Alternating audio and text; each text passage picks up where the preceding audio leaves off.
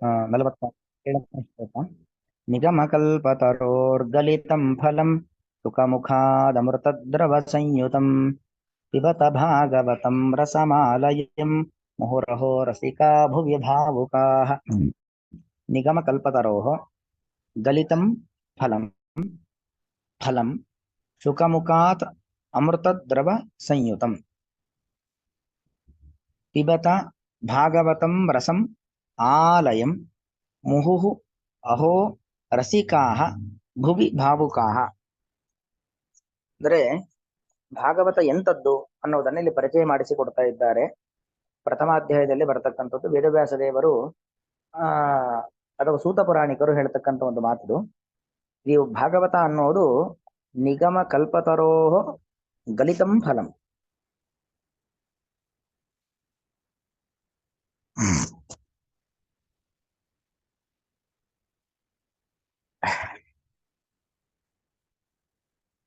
ನಿಗಮ ಕಲ್ಪತರೋಹ ಗಲಿತಂ ಫಲಂ. ನಿಗಮ ನಿಗಮ ಅಂತ ಹೇಳಿದ್ರೆ ವೇದಗಳು. ಅದಂತದ್ದು ಅಂದ್ರೆ ಕಲ್ಪವೃಕ್ಷ. ನೋಡಿ, ಸಾಮಾನ್ಯ ಮರಗಳಾಗಬೇಕಾದ್ರೆ ಮಾವಿನ ಮರ, ಅದರಲ್ಲೂ 10 ಪ್ರಕಾರಗಳು. ಹುಳಿ ಮಾವ ಆದ್ರೆ ಹುಳಿಯ ಮಾವಿನ ಹಣ್ಣನ್ನೇ ಕೊಡುತ್ತೆ, ಸಿಹಿಯ ಜಾತಿ ಇದ್ದಾದ್ರೆ ಸಿಹಿ ಕೊಡುತ್ತೆ ಅಲ್ವಾ. ಆಚೆ ಹುಳಿಯೂ ಅಲ್ಲ ಸಿಹಿಯೂ ಅಲ್ಲ ಅಂದ್ರೆ ಒಂಥರ ಸಪ್ಪೆ ರೀತಿಯಲ್ಲಿ. ಅಂತೂ ಒಂದೊಂದು ಮರಗಳು ಒಂದೊಂದು ರೀತಿಯಾದ ಹಣ್ಣಿನ ರಸವನ್ನ ಕೊಡುತ್ತೆ. ಆದ್ರೆ ಭಾಗವತ ಅದು ಸಾಮಾನ್ಯ ಮರವಲ್ಲ, ಅದೇನದು ಕಲ್ಪತರು. ಹಾಗಾಗಿ ಇದು ಕೊಡುವಂತ ರಸ ಇದು ಎಲ್ಲರಿಗೂ ಇಷ್ಟವಾಗುವಂಥದ್ದು. ನೋಡಿ, ಎಲ್ಲರಿಗೂ ಹುಳಿ ಇಷ್ಟ ಆಗಲ್ಲ, ಅಥವಾ ಎಲ್ಲರಿಗೂ ಸಿಹಿ ಇಷ್ಟ ಆಗಲ್ಲ. ಕೆಲವರಿಗೆ ಹುಳಿ ಇಷ್ಟ, ಕೆಲವರಿಗೆ ಸಿಹಿ ಇಷ್ಟ, ಇನ್ನು ಕೆಲವರಿಗೆ ಅತಿ ಹುಳಿಯೋ ಅಲ್ಲದ ಅತಿ ಸಿಹಿಯೋ ಅಲ್ಲದ ರಸ ಇಷ್ಟ. ಒಬ್ಬೊಬ್ಬರಿಗೆ ಒಂದೊಂದು ರೀತಿಯಾಗಿರತಕ್ಕಂಥ ರಸ ಇಷ್ಟವಾಗುವಂಥದ್ದು. ಈ ಭಾಗವತ ಅನ್ನೋದು ಕಲ್ಪತರುವಿನ ರಸ. ಕಲ್ಪತರು ಆಗ್ಬೇಕಾದ್ರೆ ಯಾರ್ಯಾರು ಏನೇನನ್ನ ಬಯಸ್ತಾರೋ, ಯಾರ್ಯಾರಿಗೆ ಏನೇನು ಬೇಕೋ ಅದನ್ನೇ ಕೊಡುವಂಥದ್ದು. ಯಾವ ಕಲ್ಪತರು ಅಂದ್ರೆ ನಿಗಮ ಕಲ್ಪತರು. ನಿಗಮ ಅಂದ್ರೆ ಸಮಸ್ತ ವೇದಾಂತ ಇದೆಲ್ಲವನ್ನು ಸೇರಿ ನಿಗಮ ಅಂತ ಕರೆಯುವುದು. ನಿಗಮಗಳೆಂಬ ಕಲ್ಪತರುವಿನ ರಸ ಈ ಭಾಗವತ. ಅದು ಗಲಿತಂ ಫಲಂ. ಗಲಿತ ಫಲ ಅಂತ ಹೇಳಿದ್ರೆ ಪಕ್ವವಾದಂತ ಹಣ್ಣು. ಸುಖಮುಖಾತ್ ಅಮೃತ ದ್ರವ ಸಂಯುತಂ. ಇದು ವೇದಾಂತಗಳ ಸಮಸ್ತ ಪುರಾಣಗಳ ಒಂದು ಫಲ. ಯಾವತ್ತು ನೋಡಿ, ಒಂದು ಫಲ ಅನ್ನೋದು ಆ ಮರದ ಸಾರ. ಒಂದು ವೃಕ್ಷದ ಸಾರ, ಒಂದು ಹಲಸಿನ ಮರ, ಅದರ ಸಾರ ಯಾವುದು? ಹಲಸಿನ ಹಣ್ಣು. ಒಂದು ಮಾವಿನ ಮರ, ಅದರ ಸಾರ ಯಾವುದು? ಮಾವಿನ ಹಣ್ಣು. ಒಂದು ತೆಂಗಿನ ಮರ, ಅದರ ಸಾರ ಯಾವುದು? ತೆಂಗಿನಕಾಯಿ ಅಲ್ವಾ. ಹಾಗೆ ನಿಗಮಗಳೆಂಬ ಕಲ್ಪವೃಕ್ಷ, ಅದರ ಸಾರ ಯಾವುದು? ಫಲ, ಹಣ್ಣು, ಪಕ್ವವಾಗಿರತಕ್ಕಂಥ ಫಲ. ಆ ಫಲವನ್ನ ಒಂದು ಗಿಣಿ ಮುಟ್ಟಿತು ಅಂತಾದ್ರೆ ಅದರ ರಸ, ಅದರ ಮಾಧುರ್ಯ ಬಹಳ ಚೆನ್ನಾಗಿದೆ ಅಂತ ಅರ್ಥ. ಸುಖಮುಖಾತ್ ಅಮೃತದ್ರವ ಸಂಯುತಂ. ಸುಖಮುಖ, ಸುಖ ಅಂದ್ರೆ ಗಿಳಿಯ ಮುಖ, ಬಾಯಿಯಿಂದಾಗಿ ಅಮೃತದ್ರವ ಸಂಯುತಂ. ಗಿಳಿಯ ಬಾಯಿಯಿಂದ ಬಂದಂತ ಅಮೃತ ದ್ರವ, ಅದರಿಂದ ಯುಕ್ತವಾಗಿದೆ ಈ ಫಲ. ಭಾಗವತ ಎಂಬ ಫಲವೇ ಬಹಳ ಶ್ರೇಷ್ಠವಾದದ್ದು. ವೇದವ್ಯಾಸ ದೇವರು ಹೇಳಿರ್ತಕ್ಕಂಥ ಭಾಗವತ ಅದು ಸಕಲ ವೇದಾಂತಗಳ ಒಂದು ಫಲ. ಅದಕ್ಕೆ ಸುಖಮುಖದ ಸಂಯೋಗ ಬೇರೆ ಆಗಿದೆ. ಸುಖ ಅಂದ್ರೆ ಇಲ್ಲಿ ಯಾರು? ಶುಕಾಚಾರ್ಯರು. ಅವರ ಮುಖ ಅಂದ್ರೆ ಬಾಯಿ, ಅವರ ಬಾಯಿಯಿಂದಾಗಿ ಇದು ಬಂದಿರುವಂತದ್ದು. ಶುಕಾಚಾರ್ಯರು ಪರೀಕ್ಷಿತ್ ರಾಜ, ಸೂತ ಪುರಾಣಿಕರ ಮೊದಲಾದವರಿಗೆ ಉಪದೇಶವನ್ನು ಕೊಟ್ಟಿದ್ದಾರೆ. ಅಲ್ಲಿಗೆ ಶುಕಾಚಾರ್ಯರ ಮುಖವೆಂಬ ಮುಖ, ಅಲ್ಲಿರುವಂತ ಅಮೃತ ದ್ರವ, ಅದರ ಸಂಪರ್ಕ ಆಗಿದೆ ಈ ಭಾಗವತಕ್ಕೆ. ಸಹಜವಾಗಿಯೇ ಇದು ಸುಂದರವಾದದ್ದು, ಶ್ರೇಷ್ಠವಾದದ್ದು, ರುಚಿಕರವಾಗಿರುವಂಥದ್ದು. ಅದರ ಜೊತೆಗೆ ಸುಖಮಕ ಅಮೃತ ದ್ರವ ಬೇರೆ ಸೇರ್ಕೊಂಡ್ಬಿಟ್ಟಿದೆ.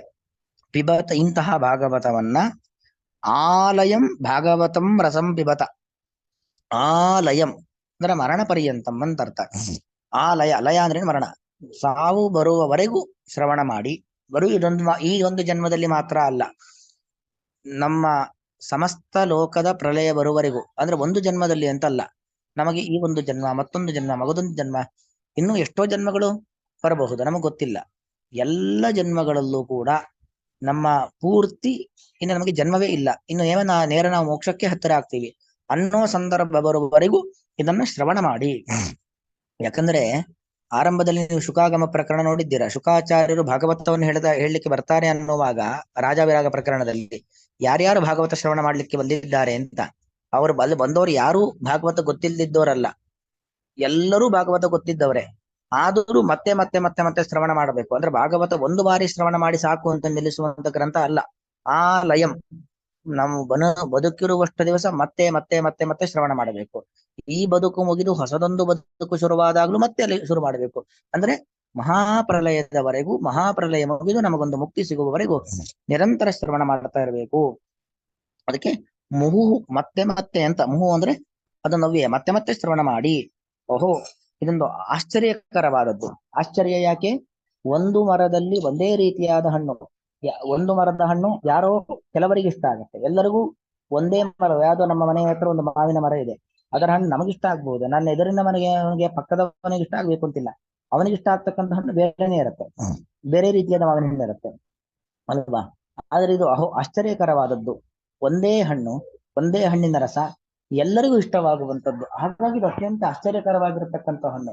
ಅವ್ರಿಗೆ ಇಷ್ಟ ಆಯ್ತು, ನನಗಿಷ್ಟ ಆಗಿಲ್ಲ, ಭಾಗವತ ಕೇಳದೆಪ್ಪ ಬೋರ್ ಬಂತು, ನನಗೆ ಇಷ್ಟನೇ ಆಗಿಲ್ಲ, ಇಲ್ವಲ್ಲ. ಪ್ರತಿಯೊಬ್ಬರಿಗೂ ಕೂಡ ಯಾರು ಭಗವದ್ ಭಕ್ತರು ಅಂತಿದ್ದಾರೋ ಅವರೆಲ್ಲರಿಗೂ ಇಷ್ಟವಾಗುವಂಥದ್ದು. ಯಾರು ರಸಿಕರು, ರಸಿಕರು ಅಂದ್ರೆ ರಸಾಸ್ವಾದನೆಯನ್ನ ಮಾಡುವ ಹಂಬಲವನ್ನು ಹೊಂದಿರತಕ್ಕಂಥವ್ರು. ಯಾವ ರಸಾಸ್ವಾದನೆ?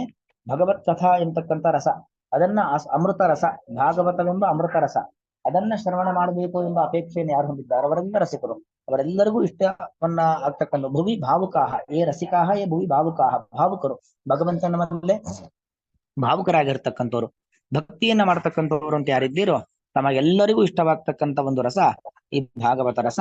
ಇದನ್ನ ತಾವೆಲ್ಲರೂ ಕೂಡ ಶ್ರವಣ ಮಾಡಿ ಎಂಬುದಾಗಿ ಸೂತ ಪುರಾಣಿಕರು ಉಪದೇಶವನ್ನು ಮಾಡತಕ್ಕಂಥ ಒಂದು ಸಂದರ್ಭ.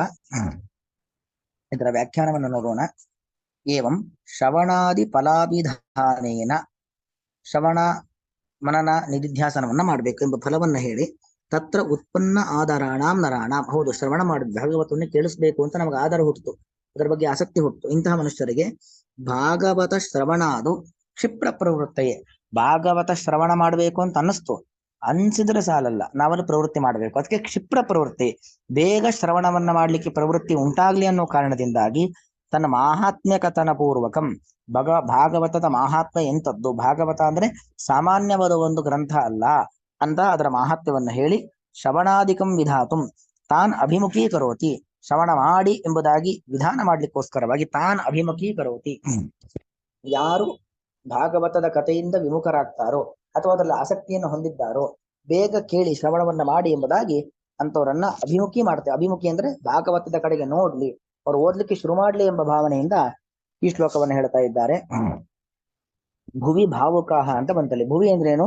ಈಕ್ವಲ್ಸ್ ಭಾರತ ಖಂಡೆ, ಕರ್ಮಭೂಮಿ ಈ ಭಾರತ ಭೂಮಿ, ಈ ಭಾರತ ಭೂಮಿಯಲ್ಲಿ ಅಂತ ಅರ್ಥ. ಭಾವುಕಾಹ ಮುಕುಂದ ಸೇವಾ ಸಾಧನ ಪದಾರ್ಥ ಸಾರ್ಥೇಶು ಅಕುಂಠ ಉತ್ಕಂಠ ಸಾಂಬೃತ ಮನೋವೃತ್ತಯ.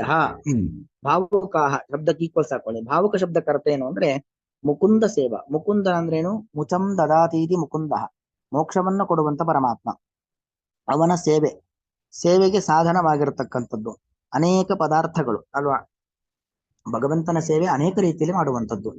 ಸೇವೆ ಅಂತ ಹೇಳಿದ್ರೆ ಅವನ ದೇವಾಲಯಕ್ಕೆ ಹೋಗುವುದು, ಭಗವಂತನ ಭಕ್ತರಿಗೆ ಬೇಕಾಗಿರುವಂತಹ ಸಹಕಾರವನ್ನ ಮಾಡುವುದು, ಭಗವತ್ ಕಥಾ ಶ್ರವಣ ಮಾಡುವಂಥದ್ದು, ಪ್ರದಕ್ಷಿಣ ನಮಸ್ಕಾರಾದಿಗಳನ್ನು ಮಾಡುವಂಥದ್ದು, ಹೀಗೆ ಸಾವಿರಾರು ರೀತಿಯಲ್ಲಿ ಭಗವಂತನ ಸೇವೆ. ಆ ಪದಾರ್ಥ ಸಾರ್ಥ ಅನೇಕ ಸಮುದಾಯಗಳು. ಪದಾರ್ಥ ಸಾರ್ಥೇಶು ಅಕುಂಠ ಉತ್ಕಂಠ ಉತ್ಕಂಠ ಅಸಂಭೃತ ಮನೋವೃತ್ತಯ. ಉತ್ಕಂಠ ಸಂಭೃತ, ಅದು ಅಸಂಭೃತ ಅಲ್ಲ, ಅನೇಕ ಉತ್ಕಂಠ ಸಂಭೃತ ಮನೋವೃತ್ತಯ. ಉತ್ಕಂಠಾ ಸಂಭೃತ ಅಂದ್ರೆ ಉತ್ಕಂಠ ಅಂದ್ರೆ ಸದಾರ್ಥದೇಶು ಅಕುಂಠ ಉತ್ಕಂಠ. ಕುಂಠ ಅಂದ್ರೆ ನಾಶವಾಗುವಂಥದ್ದು, ಅಕುಂಠ ಅಂತ ಹೇಳಿದ್ರೆ ನಾಶವಾಗದೇ ಇರುವಂತಹ, ಸಂಭೃತ ತುಂಬಿದಂತಹ, ಮನೋವೃತ್ತಯ ಮನಸ್ಸಿನ ಇಚ್ಛೆ ಉಳ್ಳವರು. ಅಂದ್ರೆ ಅರ್ಥ ಏನು ಅಂತ ಹೇಳಿದ್ರೆ ಭಗವತ್ ಕಥಾ ಶ್ರವಣ ಮಾಡಬೇಕು ಅಂತ ಉತ್ಕುಟವಾದ ಇಚ್ಛೆ ಇದೆ ಅಂತ ಅರ್ಥ. ಭಾವುಕ ಶಬ್ದಕ್ಕೆ ಅರ್ಥ. ಮುಕುಂದ ಸೇವಾ ಸಾಧನ ಪದಾರ್ಥ ಸಾರ್ಥೇಶು ಅಕುಂಠ ಉತ್ಕಂಠ ಅಸಂಭೃತ ಮನೋವೃತ್ತಯ. ಉತ್ಕಂಠ ಅಸಂಭೃತ ಮನೋವೃತ್ತಯ, ಭಗವಂತನ ಕಥಾಶ್ರವಣವನ್ನ ಮಾಡಬೇಕೆಂಬುದಾಗಿ ಬಹಳ ವಿಶಿಷ್ಟವಾಗಿರತಕ್ಕಂತಹ ಒಂದು ಆಸಕ್ತಿಯನ್ನು ಹೊಂದಿರತಕ್ಕಂಥವ್ರು ಅನ್ನೋದು ಅಭಿಪ್ರಾಯ. ಅಂತ ವ್ಯಕ್ತಿಗಳು ಯಾರು? ಭಾವುಕರು ಅನ್ನೋದು ಅರ್ಥ. ರಸಿಕಾಹ ಅಂತಿದೆ. ರಸಿಕ ಶಬ್ದಕ್ಕರ್ಥ ಏನು ಅಂದ್ರೆ ಸಾರಗ್ರಾಹಿ.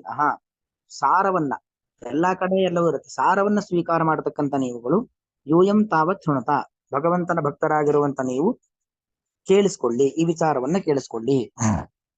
ಕಿಮಿತಿ, ಏನ್ ಶ್ರವಣ ಮಾಡಬೇಕು? ನಿಗಮ ಕಲ್ಪತರೋಹೋ ಏಕಂ ಭಾಗವತ ನಾಮಕಂ ಫಲಮಸ್ತಿ. ನಿಗಮ ಕಲ್ಪತರು, ವೇದಗಳೆಂಬ ಒಂದು ಕಲ್ಪವೃಕ್ಷ, ಆ ವೇದಗಳೆಂಬ ಕಲ್ಪವೃಕ್ಷದ ಒಂದು ಫಲ ಇದೆ, ಫಲಮಸ್ತಿ. ತಚ್ಚ ಆದೌ ಭಗವತ ಗಲಿತಂ. ಅದು ಏನಾಯ್ತು, ಮೊದಲು ಭಗವಂತ ವೇದವ್ಯಾಸ ದೇವರು ಅದನ್ನ ತಯಾರು ಮಾಡಿದ್ರು. ಆ ಹಣ್ಣನ್ನು ತಯಾರು ಮಾಡಿದ್ಯಾರು? ಗಲಿತ ಅಂದ್ರೆ ಹಣ್ಣು ಮಾಡಿದ್ದು, ಅವ್ರು ಪಕ್ವ ಮಾಡಿದ್ಯಾರು? ಭಗವತ ವೇದವ್ಯಾಸ ದೇವರು, ಅವರಿಂದ ಗಲಿತವಾಯಿತು ಈ ಹಣ್ಣು. ತತಃ ಶುಕಮುಖಾತ್ ಅಮೃತದ್ರವ ಸಂಯುತಂ ಜಾತಂ. ಶುಕಾಚಾರ್ಯರ ಮುಖ, ಶುಕಾಚಾರ್ಯರ ಬಾಯಿಯಿಂದ ಇದು ಭೂಮಿಗೆ ಬಂತಲ್ವಾ, ಹಾಗಾಗಿ ಶುಕಾಚಾರ್ಯರ ಬಾಯಿಯ ಸಂಪರ್ಕವಾಯಿತು, ಆ ಅಮೃತ ದ್ರವ ಅದರ ಜೊತೆಗೆ ಸೇರ್ಕೊಳ್ತು. ಅಥ ತಸ್ಯ ರಸಂ ಯಾವದ್ದೇಹಂ ತತ್ರಾಪಿ ಮುಹುಹು ಪ್ರತಿಕ್ಷಣಂ ಪಿಬೇತ. ಅದು ಅಂತಹ ರಸ ಇದೆಯಲ್ಲ, ಅದನ್ನ ಯಾವದ್ದೇಹಂ, ಈ ದೇಹ ಇರುವವರೆಗೂ ಪ್ರತಿ ಕ್ಷಣದಲ್ಲೂ ಮತ್ತೆ ಮತ್ತೆ ಮತ್ತೆ ಕೇಳಿಸ್ಕೊಳ್ಳ. ಇಲ್ಲಿ ಪಿಬತ ಇತ್ಯನ್ವಯ. ಅದರ ಮೇಲೆ ಪ್ರಶ್ನೆ, ಇಂಥ ಭಾಗವತ ರಸಪಾನ ಮಾಡಿ ಅಂತ ವಿಧಾನ ಮಾಡ್ತಾ ಇದೆ ಈ ಶ್ಲೋಕ.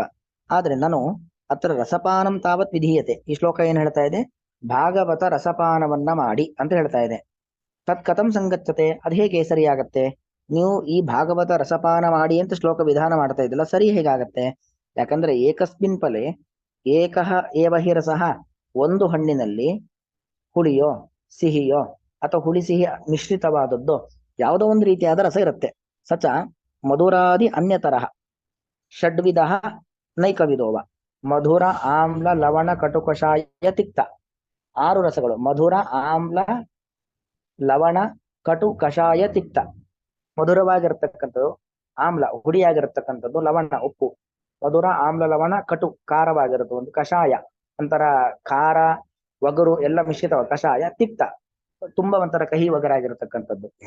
ಈ 6 ರಸಗಳು ಅಂದ್ರೆ ಒಂದು ರಸದಲ್ಲಿ ಯಾವುದೋ ಒಂದು ರಸ ಇರುತ್ತೆ, ಒಂದು ಫಲದಲ್ಲಿ ಯಾವುದೋ ಒಂದು ರಸ ಇರುತ್ತೆ, ಅಥವಾ ಎಲ್ಲ ಮಿಶ್ರಿತವಾಗಿರುತ್ತೆ, ಅಥವಾ ನೈಕ ವಿಧೋವ ಅನೇಕ ರೀತಿಯಾದದ್ದು ಮಿಶ್ರಣವಾಗಿರುವಂತದ್ದು ಇರುತ್ತೆ. ತತ್ ಪಾನಾರ್ಥಿನಶ್ಚ ಭೂಮೋ ವಿದ್ಯಮಾನಾಃ ಸರ್ವೇಪಿ ಮಿಲಿತ್ವಾ ರಸಿಕಾಃ ಭವಃ ಭವಂತಿ ಭಿನ್ನ ರುಚಯಶ್ಚ. ಆ ಫಲದ ರಸವನ್ನ ಪಾನ ಮಾಡ್ತಕ್ಕಂಥವ್ರು ಒಂದಷ್ಟು ಜನ ಇರ್ತಾರೆ, ರಸವನ್ನ ಆಸ್ವಾದನೆ ಮಾಡುವಂತ ರಸಿಕರು.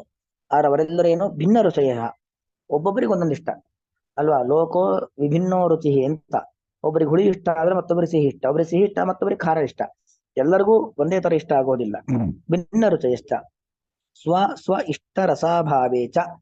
ನನಗೆ ಹುಳಿ ಇಷ್ಟ ಅಥವಾ ನನಗೆ ಸಿಹಿ ಇಷ್ಟ, ಹಾಗಾಗಿ ಖಾರ ನನಗೆ ಬೇಡ ಅಂತ ನನಗೆ ಇಷ್ಟವಾದದ್ದಿಲ್ಲ. ಸ್ವ ಇಷ್ಟ ರಸಾಭಾವೇಚ ಯಾವದ್ದೇಹಂ ಮೋಪಾನಂಚನ ಸಂಭವತಿ. ಬದುಕಿರುವಷ್ಟು ದಿವಸ ಮತ್ತೆ ಕೊಡ್ಲಿಕ್ಕೆ ಆಗೋದಿಲ್ಲ, ಏನೋ ಅಪ್ಪಿತಪ್ಪಿ ಒಂದು ಬಾರಿ ಅದನ್ನ ಕೇಳಿಸ್ಕೊಳ್ಬಹುದು, ಶ್ರವಣ ಮಾಡಬಹುದು. ಏನೋ ನನಗೆ ಬೇಕಾದದ್ದಿಲ್ಲ ಅಂತೇಳಿ ಬಿಟ್ಟು ದೂರ ಸರಿಯುವಂತ ಸಂಗತಿ ಇದ್ದೀತಲ್ವಾ. ಕಥಂಚಿತ್ ಏಕವಾರಂ ಕರ್ತುಂ ಶಕ್ಯತ್ವಾತ್ ಇತ್ಯತಃ ಸತ್ಯಂ ಸರ್ವಮನ್ಯತ್ರ. ಹೌದು, ಇದೇನೋ ನೀವು ಹೇಳಿದ್ದೆಲ್ಲ ಆಕ್ಷೇಪ ಸರಿ, ಅವ್ರಿಗೆ ಇಷ್ಟವಾದದ್ದು ಅಲ್ಲಿಲ್ಲ ಅಂತಾದ್ರೆ ಕುಡಿಯೋದಿಲ್ಲ, ಮತ್ತೆ ಮತ್ತೆ ಪಾನ ಮಾಡೋದಿಲ್ಲ ಅಂತ ನೀವು ಹೇಳಿದ್ರಲ್ಲ, ಅದೆಲ್ಲ ಅನ್ಯತ್ರ ಸತ್ಯಂ, ಬೇರೆ ಫಲಗಳಿಗಾಗ್ಬೇಕಾ ನೀವು ಹೇಳಿದ್ದೆಲ್ಲ ಸರಿ. ಆದರೆ ಇದು ಆ ತರ ಫಲ ಅಲ್ಲ. ಅನ್ಯತ್ರ ಸರ್ವಂ ಸತ್ಯಂ ಅತ್ರ ಫಲೆ ಅಸ್ಮಿನ್ ಫಲೆ. ಅತ್ರ ಫಲೆ ಅಂದ್ರೆ ಅಸ್ಮಿನ್ ಫಲೆ, ಈ ಭಾಗವತ ಫಲದಲ್ಲಾಗಬೇಕಾದ್ರೆ ಭಾಗವತ ಫಲೇತು ಅಪೇಕ್ಷಿತ ಅನಂತಾಹ ರಸಾಹ ವರ್ತಂತೆ. ನಿಮಗೆ ಅಪೇಕ್ಷಿತವಾದ ಸಕಲ ರಸಗಳು ಕೂಡ ಇಲ್ಲಿ ಇದೆ.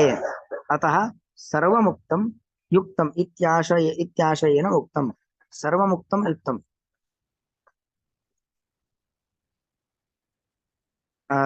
ಎಲ್ಲವೂ ಸರಿ ಇದೆ ಎಂಬುದಾಗಿ ಹೇಳಿದ್ದಾರೆ. ಕಲ್ಪತರೋಹ ಇತಿ ಅತಃ ಏವ ಇದಂ ಫಲಂ ಆಶ್ಚರ್ಯತಮಂ ಇತ್ಯಹೋ ಇತ್ಯನೇನ ಸೂಚಯಾಮಾಸ. ಹಾಗಾಗಿ ಆಶ್ಚರ್ಯತಮ ಈ ಫಲ ಇದೆಯಲ್ಲ ಅದು ಓಹೋ, ಇಲ್ಲಿ ಎಲ್ಲ ರಸಗಳು ಇದ್ದಾವಂತೆ, ಎಲ್ಲರಿಗೂ ಇಷ್ಟವಾಗ್ತಕ್ಕಂಥ ರಸ ಒಂದೇ ಫಲದಲ್ಲಿದೆ, ಹಾಗಾಗಿ ಇದು ಅತ್ಯಂತ ಆಶ್ಚರ್ಯಕರವಾದ ರಸ.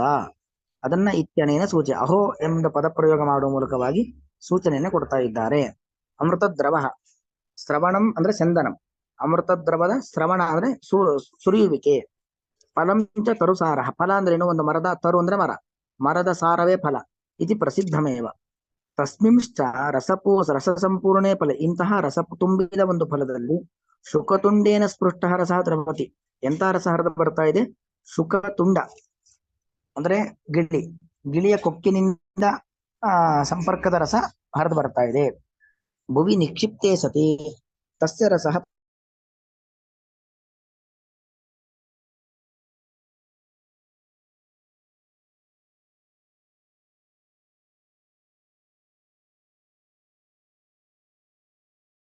ಪ್ರವಾಹತೆ. ಆ ರಸ, ಇಂತಹ ಭಾಗವತವೆಂಬ ಒಂದು ರಸವನ್ನ ಭೂಮಿಯ ಮೇಲೆ ಇಟ್ಟಾಗ ತಸ್ಯ ರಸಃ ಪ್ರವಾಹ ರೂಪೇಣ ದ್ರವತಿ. ಈ ಭಾಗವತ ರಸ ಏನಿದೆ ಇದು ಪ್ರವಾಹದ ರೂಪದಲ್ಲಿ ಹರ್ಕೊಂಡು ಬರ್ತದೆ. ಯಾಕಂದ್ರೆ ನೋಡಿ, ಶುಕಾಚಾರ್ಯರು ಪರೀಕ್ಷಿತ್ ರಾಜನಿಗೆ ಯಾವಾಗ ಉಪದೇಶ ಮಾಡಿದ್ದು? ಅವತ್ತಿನಿಂದ ಇವತ್ತಿನವರೆಗೂ ಅದು ಒಬ್ಬರು ಮತ್ತೊಬ್ಬರಿಗೆ ಉಪದೇಶವನ್ನ ಮಾಡಿ ಮಾಡಿ ಮಾಡಿ ಮಾಡಿ ನಿರಂತರವಾಗಿ ಹರಿದುಕೊಂಡು ಬರ್ತಾ ಇದೆ. ಈಗಲೂ ನಾವು ಶ್ರವಣ ಮಾಡ್ತಾ ಇದ್ದೀವಿ, ಮುಂದೇನು ಹೀಗೆ ಹರ್ಕೊಂಡು ಹೋಗುವಂಥದ್ದು. ಇಹತು ವ್ಯಾಸೇನ ವೇದಶಾಸ್ತ್ರ ಸಾರ ಮುದ್ಧೃತ್ಯ ಭಾಗವತಂ ಕೃತಂ. ವೇದವ್ಯಾಸ ದೇವರು ವೇದಶಾಸ್ತ್ರವನ್ನ ಅಲ್ಲಿಯ ಸಾರ ಭಾಗವನ್ನ ಹೆಕ್ಕಿ, ಉದ್ಧೃತ್ಯ ಅಂದ್ರೆ ಅಲ್ಲಿಯ ಸಾರ ಭಾಗವನ್ನು ತೆಗೆದು ಭಾಗವತವನ್ನು ಬರೆದಿದ್ದಾರೆ. ಯಾಕಂದ್ರೆ ಹಿಂದೆ ಬಂತು ಭಾಗವತ ಕೊನೆಗೆ ಬರೆದದ್ದು ಅಂತ. ತತ್ ಶುಕಾಯ ಪ್ರೋಕ್ತಂ. ಆ ಭಾಗವತವನ್ನ ತನ್ನ ಮಗನಾಗಿ ಇರುವಂತ ಶುಕಾಚಾರ್ಯರಿಗೆ ವೇದವ್ಯಾಸ ದೇವರು ಹೇಳಿದರು. ತತ್ ಅಧ್ಯಯನ ಸಮಯೇ ಪ್ರಶ್ನ ಪ್ರತಿವಚನ ಚಾತುರ್ಯೇಣ ಸ್ಪಷ್ಟೀಕೃತಂ. ಅಧ್ಯಯನ ಮಾಡಬೇಕಾದ್ರೆ ಶುಕಾಚಾರ್ಯರು ಪ್ರಶ್ನೆ ಮಾಡೋದು, ವೇದವ್ಯಾಸ ದೇವರು ಉತ್ತರ ಕೊಡೋದು, ಹೀಗದು ಇನ್ನೂ ಸ್ಪಷ್ಟವಾಯಿತು. ಶುಕೇನ ಪುನಃ ಕುರುಕ್ಷೇತ್ರೇ ಪರೀಕ್ಷಿತಂ ಪ್ರತಿ ವಚನ ಪ್ರತಿವಚನಂ ಸಮಯೇ ಪ್ರಶ್ನ ಪ್ರತಿವಚನ ಚಾತುರ್ಯ ವಿಷಯೇಣ ವಿಶದಂ. ಶುಕಾಚಾರ್ಯರು ಪ್ರಶ್ನೆ ಮಾಡಿದ್ದಕ್ಕೆ ವೇದವ್ಯಾಸ ದೇವರು ಉತ್ತರ ಕೊಟ್ಟರು. ಮತ್ತೆ ಶುಕಾಚಾರ್ಯರು ಪರೀಕ್ಷಿತ್ ರಾಜನಿಗೆ ಕುರುಕ್ಷೇತ್ರದಲ್ಲಿ, ಕುರುಕ್ಷೇತ್ರ ಅಂದ್ರೆ ಅಖಂಡ ಭಾರತ ಕುರುಕ್ಷೇತ್ರ, ಗಂಗಾ ತೀರದಲ್ಲಿ ಉಪದೇಶ ಮಾಡುವಂಥದ್ದು, ಅದು ಕೂಡ ಕುರುಕ್ಷೇತ್ರದ ಒಂದು ಭಾಗ. ಅಲ್ಲಿ ಉಪದೇಶ ಮಾಡತಕ್ಕಂಥ ಸಂದರ್ಭದಲ್ಲಿ ಮತ್ತೆ ಪ್ರಶ್ನ ಪ್ರತಿವಚನ ಚಾತುರ್ಯ ವಿಶೇಷೇಣ ಶುಕಾಚಾರ್ಯರು ಉತ್ತರ ಕೊಡುವುದು, ಪರೀಕ್ಷಿತ್ ರಾಜ ಪ್ರಶ್ನೆ ಮಾಡೋದು, ಈ ತರ ಹಿಡ್ಕೊಂಡಾಗ ಮತ್ತೆ ವಿಷದವಾಯಿತು. ವಿಷದವಾಯಿತು ಅಂದ್ರೆ ಇನ್ನೂ ಸ್ಪಷ್ಟವಾಯಿತು, ಇನ್ನೂ ವಿಸ್ತಾರವಾಯಿತು. ಅತಏವ ಸುಗಮಂ ಶೃಣುತ. ಹಾಗಾಗಿ ಇದು ಬಹಳ ಸ್ಪಷ್ಟವಾಗಿರುವಂತಹ ಗ್ರಂಥ. ಇದನ್ನ ಬಹಳ ಸುಖವಾಗಿ ಕೇಳಿ ಅಂತ ಇಲ್ಲಿ ಹೇಳ್ತಾ ಇರುವಂತದ್ದು. ಅನ್ವಯಾರ್ಥ: ನಿಗಮ ಕಲ್ಪತರೋಹೋ ಗಲಿತಂ ಫಲಂ. ಈ ಭಾಗವತ ಏನಿದೆ ಇದು ನಿಗಮ ಕಲ್ಪತರೋಹೋ ಗಲಿತಂ ಫಲಂ ಶುಕಮುಖಾತ್ ಅಮೃತ ದ್ರವ್ಯ ಸಂಹಿತಂ ಇದಂ ಭಾಗವತಂ ರಸಿಕಾಃ ಭುವಿ ಭಾವುಕಾಃ ಅಹೋ ಮುಹುಹು ಆಲಯಂ ಪಿಬತ. ಇದಂ ಭಾಗವತಂ ರಸಂ. ಇಂತಹ ಭಾಗವತ ರಸವನ್ನ ರಸಿಕಾಃ ಭುವಿ ಭಾವುಕಾಃ ಮುಹುಹು ಅಹೋ ಆಲಯಂ ಪಿಬತ, ಲಯ ಪರ್ಯಂತರವಾಗಿ ಕುಡಿದೆ ಎಂಬುದಾಗಿ ಹೇಳ್ತಾ ಇದ್ದಾರೆ. ಅಂದ್ರೆ ಇಲ್ಲಿ ನಮ್ಗೆ ಕೊನೆಗೆ ಏನ್ ಅನ್ಸತ್ತೆ, ಭಾಗವತ ಅನ್ನೋದು ಅತ್ಯಂತ ಸುಲಭವಾಗಿರುವಂತದ್ದು ಅಂತ ಅನ್ಸತ್ತೆ. ಆದ್ರೆ ವಿದ್ಯಾವತಾಂ ಭಾಗವತೆ ಪರೀಕ್ಷಾ ಅಂತ ಒಂದು ಮಾತು ಕೂಡ ಬರುತ್ತೆ. ಅಂದ್ರೆ ಭಾಗವತ ಸುಲಭದ್ದು ಅಂತಲ್ಲ, ಅಂದ್ರೆ ಅದರಲ್ಲಿ ಆಸಕ್ತಿ ಇಟ್ಟು ನಾವು ಅಧ್ಯಯನ ಮಾಡಿದ್ರೆ ಬೇಗ ನಮಗೆ ಹರಿಭಕ್ತಿಯನ್ನು ಕೊಡುವಂತ ಒಂದು ಗ್ರಂಥ ಇದು ಅಲ್ವಾ.